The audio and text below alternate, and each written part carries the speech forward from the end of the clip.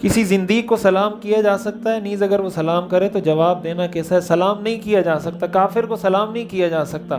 کافر کو سلام کرنے کا طریقہ ہے السلام علی من اتبع الہدی، سلامتی ہو اس شخص پر جو ہدایت کے راستے پر ہے، ایسے سلام کیا جاتا ہے کافر کو۔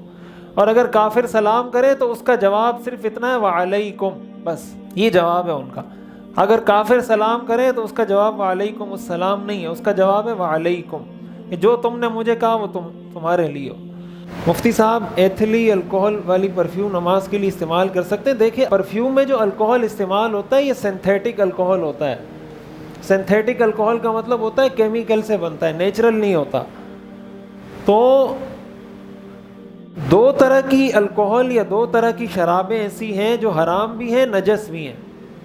ایک وہ شراب جو کھجور سے بنائی جائے، ایک وہ شراب جو انگور سے بنائی جائے۔ انگور اور کھجور سے بنائی جانے والی شراب حرام بھی ہے اور ناپاک بھی ہے۔ اس کے علاوہ کسی بھی ذریعے سے اگر کوئی الکوہل بنایا جاتا ہے تو اس کو اگر کوئی نشے کے لیے استعمال کرتا ہے وہ حرام تو ہے لیکن ناپاک نہیں ہے۔ ناپاک نہ ہونے کا مطلب یہ کہ اگر وہ آپ کے کپڑوں پہ لگ جائے تو کپڑے آپ کے ناپاک نہیں ہوں گے۔ تو الکوہل یہ پرفیوم میں جو استعمال ہوتا ہے یہ سینتھیٹک الکوہل ہوتا ہے، یہ ناپاک نہیں ہوتا۔ اس لیے آپ اگر نماز کے لیے آ رہے ہیں، آپ نے پرفیوم استعمال کر لیا، بالکل جائز ہے، اس میں کوئی حرج کی بات نہیں ہے۔ کہیں پر اگر نیچرل الکوہل استعمال ہوتا بھی ہے، زیادہ سے زیادہ کھجور اور انگور سے جو الکوہل بنتا ہے وہ بہت مہنگا ہوتا ہے اور ظاہر کیمیکل سے بہت سستا بن جاتا ہے۔ اگر کوئی نیچرل الکوہل استعمال ہوتا بھی ہے تو وہ گنے سے جب چینی بنائی جاتی ہے نا، تو اس دوران اس سے جو مادہ حاصل ہوتا ہے مولیسس کہتے ہیں اس کو، اس سے الکوہل بنایا جاتا ہے۔ اس کو بھی اگر کوئی نشے کے لیے استعمال کرے تو حرام ہے، پرفیوم میں استعمال کریں گے تو ناپاک نہیں ہوتا۔ اس لیے پرفیوم آپ استعمال کریں تو اس سے نہ کپڑے ناپاک ہوتے ہیں، بالکل جائز ہے۔ بغیر تحقیق کوئی بات، نیوز یا ویڈیو شیئر کرنا جو آج کل بہت دیکھا جا رہا ہے فیس بک، یوٹیوب پر، اس کے بارے میں کچھ روشنی ڈالیں۔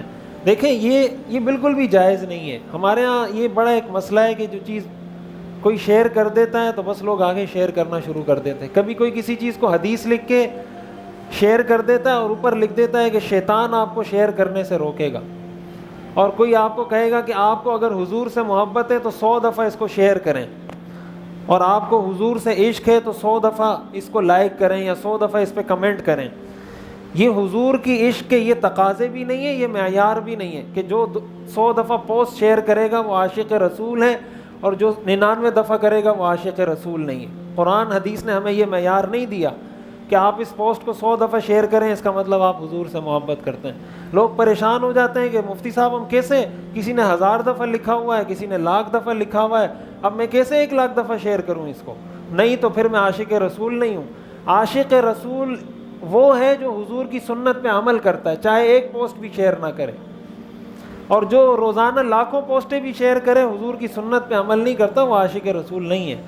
اس لیے آپ کوئی حدیث بھی اگر شیئر کر رہے ہیں، حضرت علی کا قول لکھا ہوتا ہے، یہ حضرت علی کا قول ہے، یہ حضرت ابوبکر صدیق کا قول ہے، اس کا کوئی حوالہ نہیں ہوتا۔ کبھی حوالہ ہوتا ہے غلط حوالہ ہوتا ہے، کبھی حدیث کا غلط حوالہ دیا جاتا ہے۔ حدیث میں آتا ہے من کذب علی متعمدا فلیتبوأ مقعدہ من النار، جس نے میری طرف غلط بات منسوب کی، ایسی بات منسوب کی جو میں نے نہیں کہی، حضور نے فرمایا وہ اپنا ٹھکانہ جہنم میں بنائے۔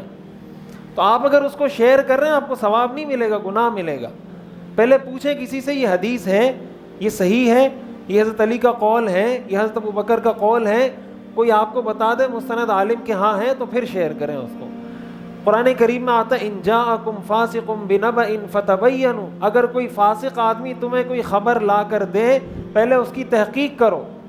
آج کل لوگوں کی عزتیں اچھالنا بہت آسان ہو گیا، کسی کے بھی دل میں آتا ہے، کوئی بھی کسی کی ویڈیو بنا کے ڈال دی، کسی کے بارے میں ایک پوسٹ بنا کے ڈال دی اور سارے لوگ اس کو شیئر کرنا شروع کر دیتے ہیں۔ کسی کو پتہ نہیں ہوتا پس منظر میں کیا ہے، بیک گراؤنڈ میں کیا چیز چل رہی ہے کیا نہیں چل رہی۔